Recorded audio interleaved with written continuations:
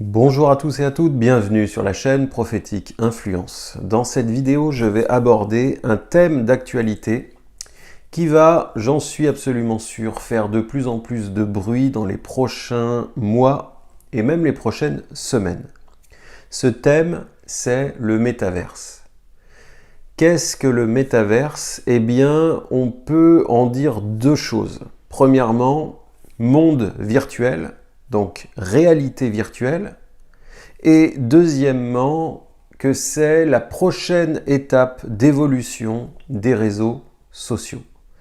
Pour donner une image, jusqu'à présent, à travers les réseaux sociaux, nous sommes assis derrière un écran et nous avons plus ou moins la main sur ce que nous injectons comme information personnelle dans ces réseaux sociaux. Eh bien, dans le métaverse, nous ne serons plus devant l'écran, mais dans l'écran. Par le biais de casques de réalité virtuelle et de capteurs, que ce soit sous forme de gantelets ou de différents capteurs, une part de nous-mêmes sera transférée à l'intérieur. Quand je dis une part de nous-mêmes, c'est qu'il va y avoir une réplique, une image de nous, comme on dit, un avatar ou un alter ego qui va pouvoir se promener dans le métaverse à tel point que nous pourrons acheter des terres dedans, acheter et vendre avec de la monnaie et nous pourrons évoluer dedans de tout un tas de manières comme dans le monde réel, sauf que ce monde sera virtuel. Avant d'aller plus loin, je veux préciser que je ne suis pas un spécialiste du numérique ni de la question, mais je veux apporter un point de vue spirituel et prophétique sur ce sujet qui va inonder la vie quotidienne de millions, millions et millions de personnes à travers le monde. Si on remonte un peu en arrière, le concept de métaverse remonte à plus d'une cinquantaine d'années et on en voit les prémices à travers différents ouvrages de science-fiction, sauf qu'aujourd'hui, avec l'évolution technologique, la réalité a rejoint la fiction. Sur cette base, je voudrais parler de deux points principaux. Je vais sûrement en aborder d'autres dans d'autres vidéos, tellement le sujet est vaste. Mais dans cette vidéo, je veux parler d'un premier point qui doit être un point de vigilance absolu. Ce point de vigilance, c'est la gestion des données privées. À l'heure actuelle, dans l'état actuel des réseaux sociaux, pour ne citer que Facebook, son PDG a reçu de lourdes amendes à cause justement d'une gestion bizarre, on va dire, des données privées. Si aujourd'hui, la gestion des données privées fait tellement de bruit, est tellement synonyme de guerre et de contrôle, imaginez ce que ça va être dans un monde virtuel où nos données ne seront pas simplement prénom, nom, adresse et orientation d'achat dans tel ou tel secteur, mais carrément des données biométriques. Parce qu'effectivement, pour créer une image de nous, un avatar, un alter ego, les algorithmes vont se baser sur ce que nous sommes. Ce ne sera plus juste des informations personnelles, ce sera des données biométriques qui parlent de ce qu'il y a de plus intime en nous, notamment de la santé. Par exemple, il y aura la prise en compte de nos pulsations cardiaques et tout un tas d'autres éléments qui seront directement injectés sur la place publique d'un monde virtuel.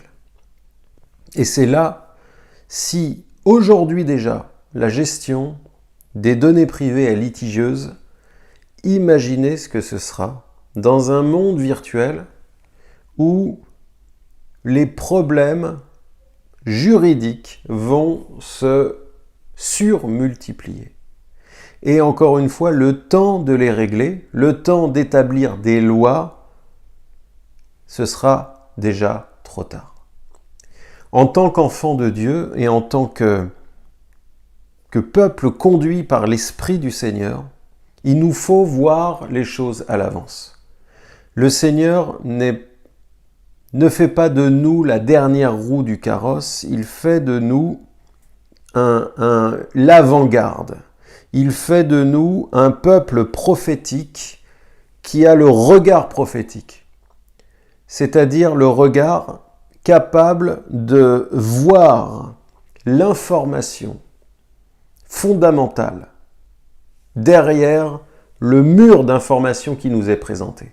Voilà pourquoi je parle de ce sujet, parce que c'est tout un univers numérique qui est en train de s'ouvrir et il faut que nous ayons bien conscience qu'on parle des 5 continents, mais il y a un 6e continent. Ce 6e continent est numérique et ce 6e continent est régenté par les GAFA. Ce 6e continent est le plus peuplé, mais aussi le plus riche de tous les continents existants. Ça veut dire 2 choses. Premièrement, dans ce continent, le nom du Seigneur Jésus doit être cité, planté, vu et entendu. Le témoignage rendu au Seigneur doit être rendu dans le numérique, à un niveau plus puissant et profond que jusqu'à présent. Et je crois que l'émergence sur la scène publique, l'accès au grand public du métaverse doit être pris comme un défi que nous lance le Saint-Esprit. Un défi qui va nous mener à annoncer Christ jusque dans le métaverse. Et là, je parle aux évangélistes, je parle à ceux qui ont vraiment reçu ce mandat. Et je crois que Dieu va faire de grands miracles, tout comme il en fait déjà, à travers les réseaux sociaux dans leur état actuel. Soyons réalistes et reconnaissons que lors de l'émergence d'Internet, de Facebook, YouTube et tous ces réseaux, beaucoup de chrétiens se sont dit « Attention, c'est le diable, n'y entrons pas ». Puis, les confinements sont passés par là et le Seigneur s'est servi de ces temps de cloisonnement pour faire éclater une réalité, c'est que le Seigneur n'est pas limité. Nous le savons, mais lorsque nous le vivons, nous réalisons davantage à quel point Dieu est grand et à quel point le Saint-Esprit est puissant pour toucher des âmes sur toute la terre sans bouger de chez soi. Parce que c'est en réalité ce qui se passe et cette réalité élargit l'espace de notre foi. Voilà pourquoi, entre Zoom, Facebook et tous ces écrans interposés, nous avons découvert la puissance du Saint-Esprit sous un autre jour, ce qui a assis notre foi à un niveau supérieur. Nous avons vu le Saint-Esprit agir à distance, comme il agit en présentiel. Bien sûr que l'un ne remplace pas l'autre, mais il a été clairement établi que dans l'esprit, les distances ne comptent pas. Si nous sommes matures spirituellement, nous savons ces choses. Mais lorsque, même matures spirituellement, si nous expérimentons d'une manière pratique un fait spirituel, eh bien nous grandissons et nous asseyons plus haut, plus profondément. Il y a une révélation plus profonde de la personne de Christ par le Saint-Esprit. Essayons bien de comprendre quelle est la pensée de Dieu. Et essayons, avec l'aide du Saint-Esprit, de faire sa volonté. Donc je dis clairement qu'une bannière, la bannière de Christ, doit être plantée dans le métaverse. Et pas dans 50 ans, pas dans 10 ans, mais dès aujourd'hui. Nous devons, encore une fois, être l'avant-garde. Cependant, le Saint-Esprit est notre conducteur. Il est celui qui nous conduit dans des réalités spirituelles et qui nous conduit dans ce monde parce qu'il est la présence du Seigneur Jésus avec nous jusqu'à la fin du monde. Donc, le Saint-Esprit va nous conduire aussi dans ce métaverse pour savoir où nous arrêter et où ne pas aller. Comment ne pas aller trop loin? Et c'est là toute la question, l'équilibre. L'équilibre que donne le Seigneur. Ainsi, nos données personnelles doivent être remises entre les mains du Seigneur et surtout, nous devons avoir conscience de ce que nous livrons de nous-mêmes lorsque nous rentrerons dans ce type d'univers. Parce que de nombreux scandales vont éclater à ce niveau-là. Imaginez les âmes, les personnes fragiles psychologiquement, émotionnellement, spirituellement, qui vont rentrer dans un monde plus réel que réel. L'envie de fuite dans le virtuel, quand la vie réelle est trop difficile, trop dure à supporter. Imaginez les fractures intérieures. Et c'est là un point très important. Et c'est un point dans lequel le Seigneur va glorifier son nom à travers ses enfants dans ce monde numérique. Parce qu'il faut reconnaître une chose, si aujourd'hui l'émergence sur la scène grand public du métaverse est possible, c'est en grande partie parce que des chemins ont été tracés d'avance, notamment à travers la gestion de la crise sanitaire. Et je veux être très clair là-dessus, je ne parle pas du Covid-19, de l'épidémie du Covid-19, je parle de la manière dont on a géré la crise sanitaire.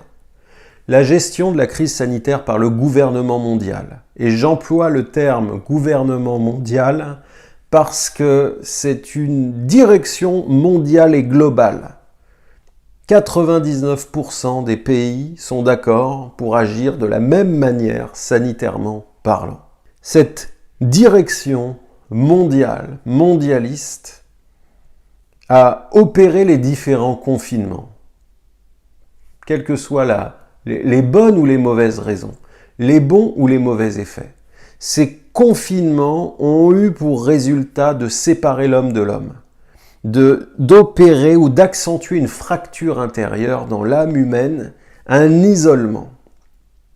Et Dieu a fait l'être humain relationnel. Il a fait l'être humain avec son image et à sa ressemblance. Ainsi, nous comprenons que Dieu est relationnel et qu'il a fait l'homme pour être en relation. Adam ne peut demeurer sans Ève. Ève ne peut demeurer sans Adam.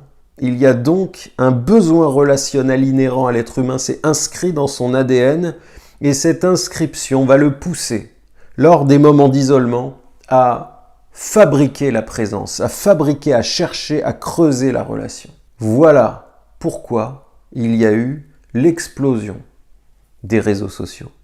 L'économie a vacillé, mais les portefeuilles des géants dans le domaine des réseaux sociaux s'est littéralement démultiplié. Parce que les gens ont cherché le contact à travers des écrans interposés. Et ces chemins ont conduit à une évolution. Si nous sommes privés physiquement de pouvoir nous déplacer, alors nous pourrons nous déplacer en pensée, virtuellement, presque je dirais en esprit. Et c'est là le deuxième point de vigilance, qui va aller peut-être un peu plus en profondeur, et donc je vous demande vraiment d'être attentif. Ce second point est une usurpation spirituelle, une usurpation par le numérique d'une réalité spirituelle. Le métaverse, nous n'y entrons que lorsque nous livrons nos 5 sens aux machines, que lorsque nous ouvrons la porte qui nous permet de donner et de recevoir. Et les 5 sens sont des portes. L'ouïe, l'odorat, le toucher, la vue, etc. Ce sont des portes par lesquelles nous donnons et par lesquelles nous recevons. Ce sont des portes qui vont nous permettre de rentrer dans le métaverse. Voilà pourquoi il faut des intermédiaires, des périphériques, un casque de réalité virtuelle pour nos yeux, des gants pour nos sensations, pour le toucher, et d'autres choses encore qui vont certainement voir le jour, ce qui va nous permettre de basculer dans un autre univers. Et c'est là un point spirituel très important. Tes yeux sont une porte, tes oreilles sont une porte, tes mains en sont aussi. Tu peux transmettre une bénédiction, mais tu peux aussi être colonisé de l'intérieur. Lorsque le numérique rejoint la réalité, lorsque le virtuel devient plus vrai que la réalité, eh bien l'âme s'ouvre et par ses 5 sens, quelque chose pourrait rentrer. Il y a comme une porte ouverte et nous devons savoir qui nous sommes en tant qu'enfants de Dieu. Des gens conduits par le Saint-Esprit et couverts par le sang de l'agneau. Si nous connaissons notre identité et si nous savons d'où nous venons et qui nous conduit, nous ne craindrons rien, nous saurons nous arrêter. Nous saurons éviter les pièges et nous saurons apporter un puissant témoignage dans le réel afin que la réalité de Christ, la réalité de notre foi puisse traverser tous les mondes, numériques ou pas. Parce que ce qui triomphe du monde et ce qui triomphe des mondes, c'est notre foi. C'est ce que nous dit l'Écriture. Donc ça, c'est un point très important à saisir. Attention à la reproduction par le numérique du spirituel. Attention que nos 5 sens naturels ne soient pas remplacés par des sens numériques. C'est ce que nous propose le métaverse. C'est ce que nous propose toute fuite dans un univers fabriqué par la main de l'homme. Et derrière cette pensée, il est nécessaire de reconnaître la même pensée qui a animé Nimrod dans le livre de la Genèse et qui l'a poussé à construire la tour de Babel pour rejoindre Dieu par ses propres forces et prendre sa place. Ne nous mentons pas et reconnaissons, même si nous pouvons témoigner du Seigneur dans un environnement, nous devons malgré tout reconnaître de quoi est constitué cet environnement et ce qui le sous-tend. Voilà pourquoi ne soyons pas naïfs, mais soyons spirituels, des adultes dans la foi avec du discernement. C'est là le point que je veux aborder pour terminer cette vidéo. Il faut absolument comprendre que si nous voyons l'émergence de ces mondes virtuels, ce n'est pas parce que le diable avance, ce n'est que parce que le diable réagit par ce biais à une offensive divine. Dieu est au contrôle et si nous voyons des mondes virtuels comme le métaverse apparaître sur le devant de la scène, c'est parce que Dieu bouge le premier. Dieu est toujours à l'initiative et je crois qu'en tant qu'enfants de Dieu, nous pouvons nous réjouir de voir ces propositions virtuelles et tout humaines se présenter parce que nous qui avons un regard prophétique, nous voyons les réalités derrière. Et nous voyons que si le diable nous propose un leurre, c'est tout simplement parce que Dieu prépare quelque chose de très très fort. Il est en train de faire rentrer l'Église dans une dimension supérieure qui va nous permettre de vivre des réalités spirituelles que nous n'avons pas encore connues, ou au moins qu'ont connues les apôtres lors de l'Église primitive. Et comme au commencement, la fin également sera glorieuse. Le Seigneur revient bientôt. C'est pourquoi nous rentrons dans une phase de réveil, de réforme, quel que soit le nom qu'on y met, l'ébullition de la vie du Saint-Esprit, l'effusion du Saint-Esprit comme au temps de la Pentecôte va jaillir et l'Église va être transformée. Et à travers elle, le monde va être transformé et nous allons vivre en tant qu'enfants de Dieu de grands miracles et une très grande gloire. Un des principes spirituels que le que singe le métaverse, c'est notamment la réalité spirituelle que les distances dans l'esprit sont effacées. Dans le métaverse, on va pouvoir gravir l'Everest d'une manière plus réaliste que si nous y étions. Donc par là, ça a comme objectif d'imprimer dans la pensée que nous pouvons nous téléporter, voyager en un instant. Et quelque part, ça annonce l'obsolescence de l'être humain. Puisque si sans bouger, je peux aller au bout du monde, pourquoi est-ce que je bougerais ? Il y a donc, à travers le spirituel, des pensées très pernicieuses qui se déversent et vont se déverser de plus en plus. Mais rappelons-nous que c'est parce que Dieu est en train de faire descendre une gloire sans précédent sur l'Église. Rappelez-vous que dans l'Écriture, nous voyons qu'Ézéchiel a été téléporté. Ézéchiel a été plutôt tiré par les cheveux et transporté. Philippe, l'évangéliste, a été téléporté pour annoncer l'évangile. Si nous nous mettons au service du Seigneur, il nous enverra et il nous utilisera d'une manière tellement puissante. Et nous allons vivre des choses tellement fortes qu'aucun monde numérique n'arrivera à la cheville des réalités spirituelles que l'Église va expérimenter et que le corps de Christ va faire expérimenter au monde. Donc pour être clair, attention au fait que le virtuel ne soit pas un substitut à une vie spirituelle. Je veux vraiment vous amener à réfléchir à ça et à rechercher les réalités véritables. Parce que la Bible dit que ce qui est naturel, ce qui est tangible, ce qui est physique, provient de l'invisible, procède du spirituel. Donc si nous voulons miser véritablement sur l'avenir, nous devons chercher les réalités spirituelles. Et toute réalité spirituelle se trouve en Christ. Cette parole faite chair, la parole qui a formé la terre, qui lui a donné son sens et sa cohésion.